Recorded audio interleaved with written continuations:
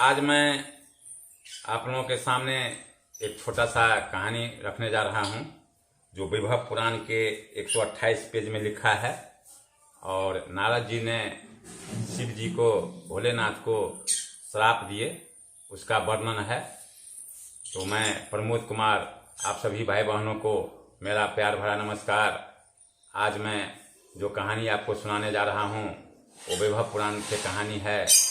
और उस कहानी में भोलेनाथ को नारद जी क्या श्राप दिए उसका वर्णन मैं आप लोगों को सुना रहा हूँ, कृपया ध्यान से सुने।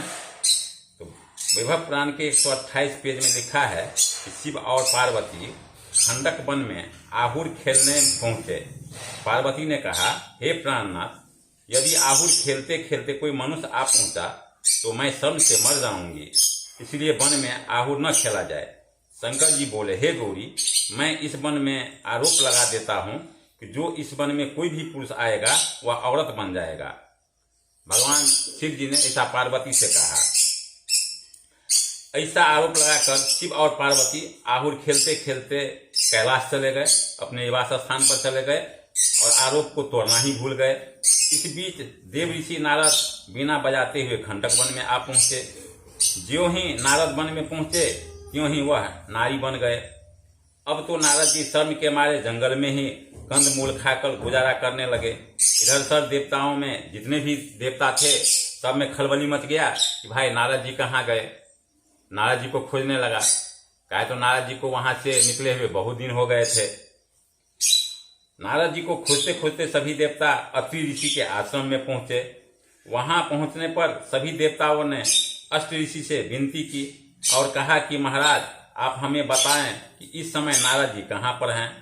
अत्रि ऋषि ने योगाभ्यास से देखने के बाद बताया कि इस समय नारद जी नारी के रूप में खंडक वन में विचरण कर रहे हैं। ऐसा शिव जी के आरोप के अनुसार हुआ है कि उस वन में जो भी मनुष्य जाएगा वह नारी बन जाएगा। सभी देवताओं ने मिलकर वह आरोप शिव जी से तुड़वाया। सभी देवता जो है तो भोलेनाथ के निकट पहुंचे और जो वो आरोप लगाए थे उस वन पर, उस आरोप को तोड़वाए। आरोप हटते ही नारद जी अपने पहले रूप में आ गए और नारद जी ने ही भोलेनाथ को श्राप दे दिए।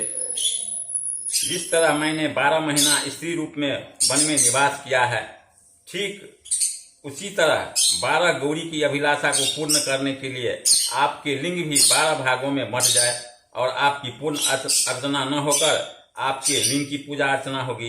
यह मेरा श्राप है।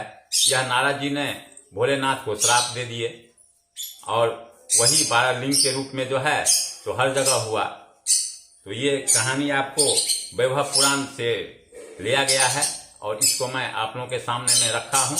अगर ये कहानी आपको पसंद आया हो तो इस चैनल को आप लाइक सब्सक्राइब जरूर कीजिएगा और एक प्यारा सा कमेंट कीजिएगा। वीडियो को सब्सक्राइब करके अगर आप देखेंगे तो नहीं समझ पाएंगे कहानी का मूल रूप। और इसी तरह से मैं आज अपने वीडियो को यहीं विराम देता हूं, अपने ब्लॉग को यहीं विराम देता हूं। जय हिंद, जय भारत, वंदे मातरम।